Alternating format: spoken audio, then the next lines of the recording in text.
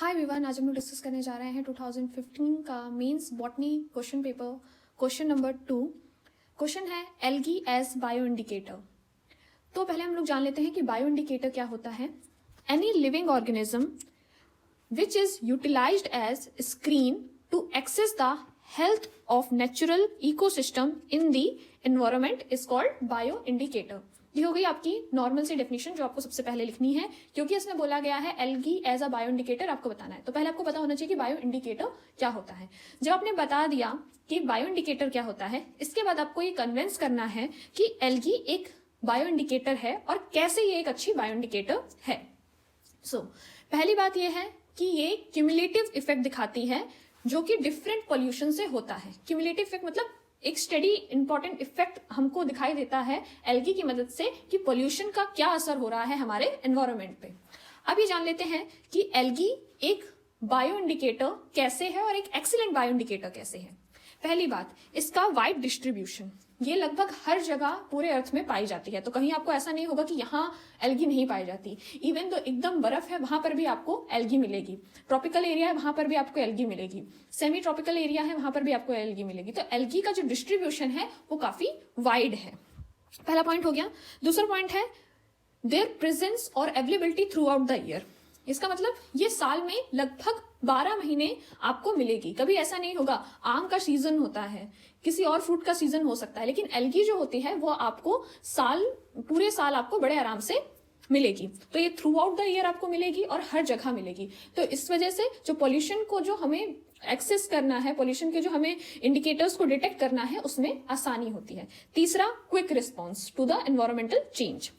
जितना भी एनवायरमेंट में अगर चेंज आता है तो कई प्लांट्स जो है उसमें बहुत लेट हमको चेंजेस दिखाई देते हैं, लेकिन एल्गी उनमें से है जिसमें बहुत ही क्विक हमें चेंजेस दिखाई देंगे। किसी में अगर हमें दिखेगा कि आसपास में कोई आयरन का ज्यादा सॉइल में है या तो फिर किसी पोल्यूशन की वजह से आयरन ज्यादा हो रहा है सॉइल में, तो तुरंत हम लोग को एल्गी की जो कलर में है वहां पर डिफरेंस दिखाई देने लगेगा, उसका शेप चेंज होने लगेगा, ड्राई होने लगेगी या तो फिर बहुत ज्यादा बढ़ने लगेगी। तो ये जो क्विक रिस्पॉन्स है वो हमें एल्गी में देखने को मिलता है।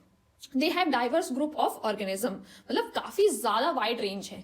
कुछ हेल्दी पानी को इंडिकेट करते हैं, कुछ हेल्दी सॉइल को इंडिकेट करते हैं, कुछ पॉल्यूटेड सॉइल को इंडिकेट करते हैं, कुछ न्यूट्रिएंट रिच लेक को इंडिकेट करते हैं, कुछ न्यूट्रिएंट जहां पर सरप्लस होता है, जहां पर कम होता है। तो डिफरेंट ऑर्गेनिज्म जो है वो डिफरेंट टाइप के पोल्यूशन को इंडिकेट करते हैं। डिफरेंट हम कह सकते हैं कि इकोसिस्टम के डिफरेंट जो वो समय स्टेप है उसको इंडिकेट करते हैं। कहीं साफ को इंडिकेट करेंगे, कहीं जहां पर ऑर्गेनिक न्यूट्रिएंट ज्यादा हो गए हैं तो उसको इंडिकेट करेंगे। तो यहाँ पर काफी बड़ा ग्रुप है जो हमें डिफरेंट चीजें एक्सेस करने में हेल्प करता है।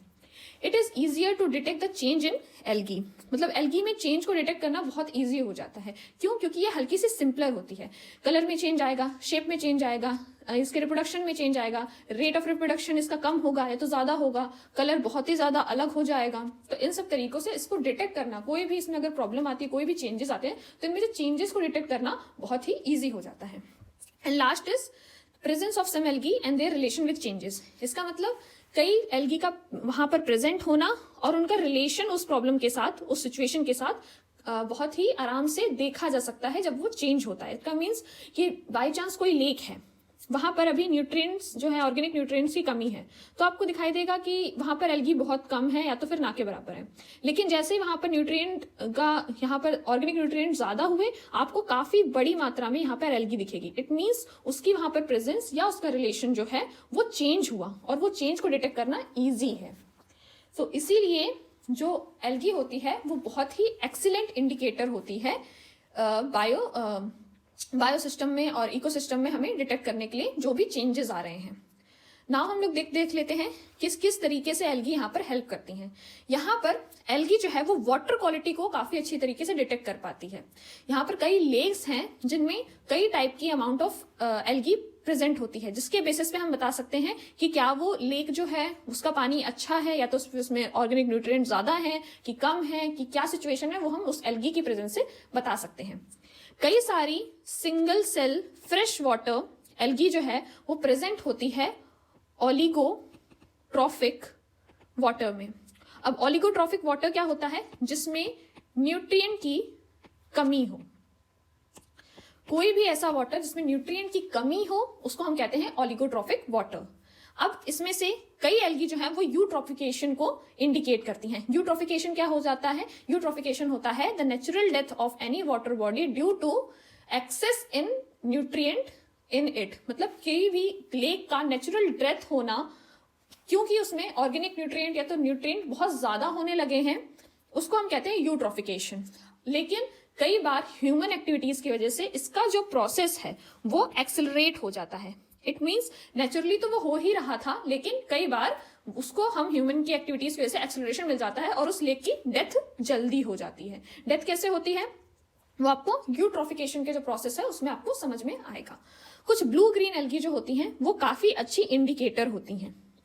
इसके बाद कई बार कुछ न्यूट्रिएंट्स होते हैं वो उस वाटर बॉडी में डेफिशिएट होते हैं, लेकिन कई बार कुछ न्यूट्रिएंट्स जो होते हैं वो उस वाटर बॉडी में ज्यादा होते हैं। इट मींस कुछ न्यूट्रिएंट का कम होना और कुछ न्यूट्रिएंट का ज्यादा होना। इसको हम किस तरीके से डिटेक्ट कर सकते हैं? नेचुरली एल्गी की प्रेजेंस से।